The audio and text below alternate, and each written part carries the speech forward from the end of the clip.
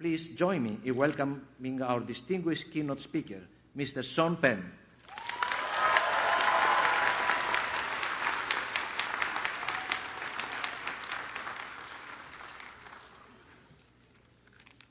I'm going to see if I can find my glasses under my gown. I think, all right, I'll try to do it without them. Well, Sean, I thought, before you will be over 350 young, talented, high-achieving graduates of the Mann School of Pharmacy, among our nation's most prestigious schools of pharmacy. And before them, a 63-year-old actor and surfer whose only claim on higher education was a truancy-plagued 2 months of junior college in an auto mechanics class that well preceded the era of anti-lock brakes, pressure sensors, camera assist, cramped engine space, and computerization. What words of value could I share in such a dynamic of inverted intelligence between myself as speaker and the graduating class of such distinction? In high school, I was intimidated and stressed by the retention, the comprehension, and the speed at which others succeeded in their studies. Daydreaming perfect waves, pretty girls, and framed compositions for film came to completely block my mind from the curriculum being taught around my many desks. Still, I scraped by until my senior year. By that time, every second in school had come to feel like another second, simply evaporating from my young life. With the exception of history and literature, the two subjects that I intermittently excelled in, I'd found my way into a complete divorce from scholastic expectation. I was interested in the lessons I might find outside the fences of Santa Monica High School's campus. So that's where I came to spend much of my senior year. My pal Joe, who's here today, and I had memorized the patrol habits of the school's truancy officer. He was a big fella, he wore a big uniform, and he drove a tiny little golf cart.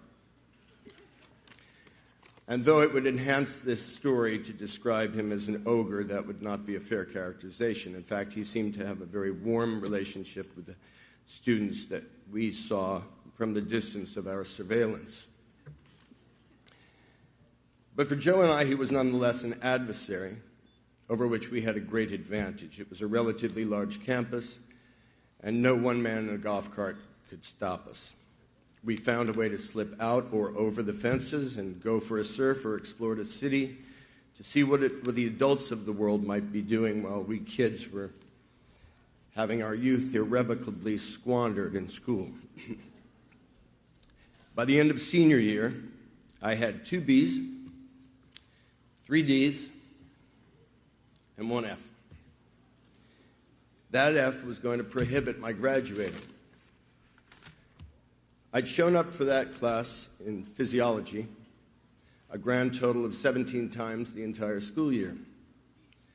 I couldn't face the idea of repeating the term. As an August baby, I would graduate at 17, turn 18 that summer, and the notion of spending my first year as a legal adult repeating my senior year of high school would have been akin to a bout of rectal cancer. I summoned every micro drop of willful pleading in my possession and put myself at the mercy of my physiology teacher. I begged her, if you let me pass with a D and graduate, I swear, I'll study the entire summer, every day, and learn the entirety of your course. And in that moment, I meant it.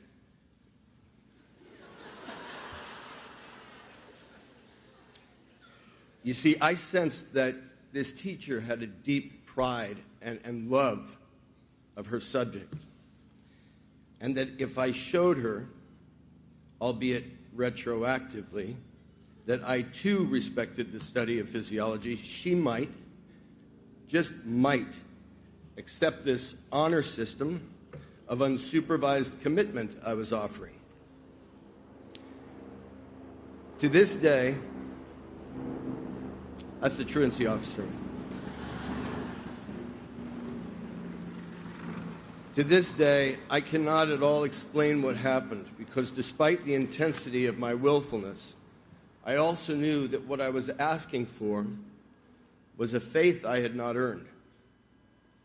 It was, in fact, a ludicrous proposition. Hey, teacher, I promised to do my homework right after I graduate. But guess what? She did it. She gave me the D, and I graduated.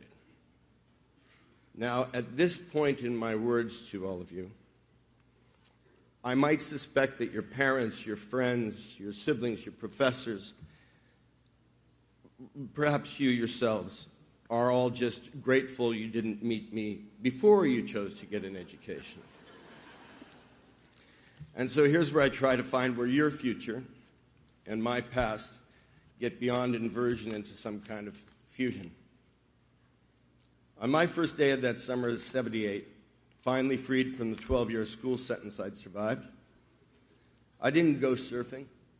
I didn't go explore the city. I didn't hang out with friends. I studied my physiology book.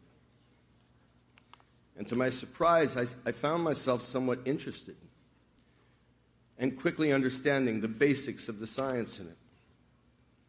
But it was more than the subject at hand. It was an experience of recognizing that my own hunger to learn had not completely died. Of course, I broke my pledge to that kind teacher in so much as not maintaining a focused study on her particular subject beyond that one day. But her faith in my will to learn freed me to want to learn. And I ran towards subjects of my own choice and interest. I haunted public libraries and drew myself toward fascinating minds like a magnet.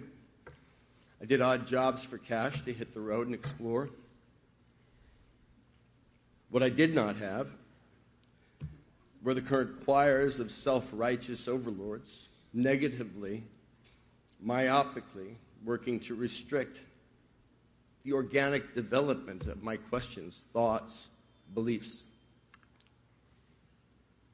But why hadn't I applied this lust for learning to my wasted years in school?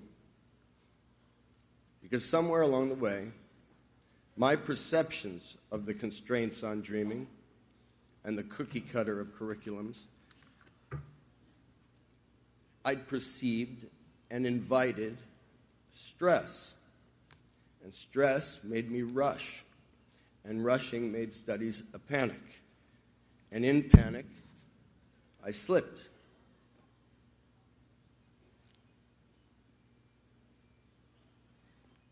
I'll come back to that word, slipped.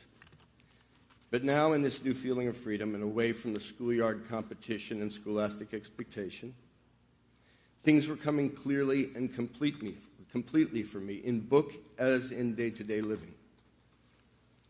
It was an incredible time, the kind of time where waking up in the morning was a charge into the day.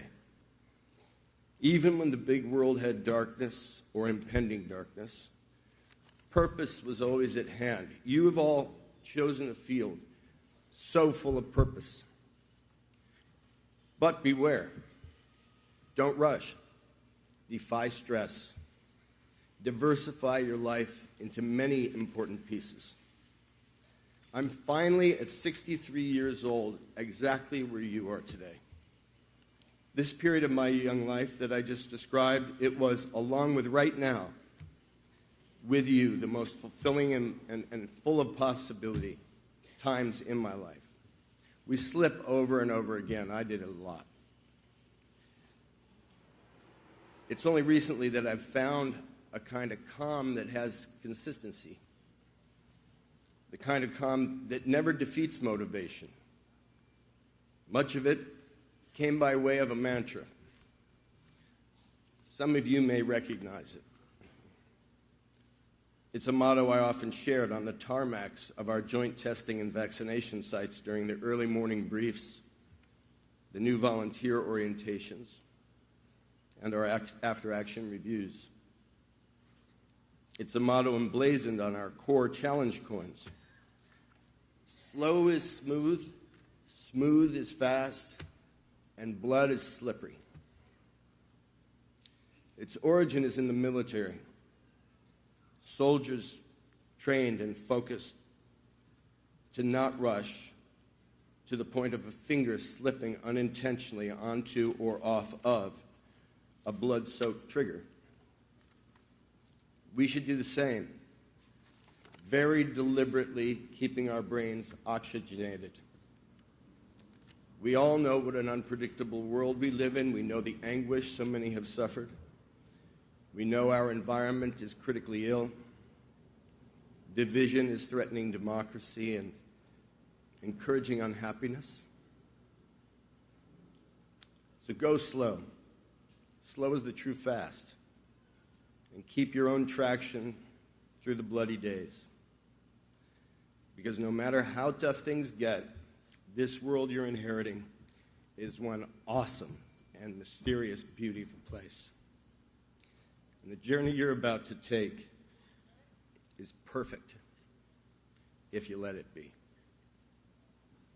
Congratulations to all of you. Thank you.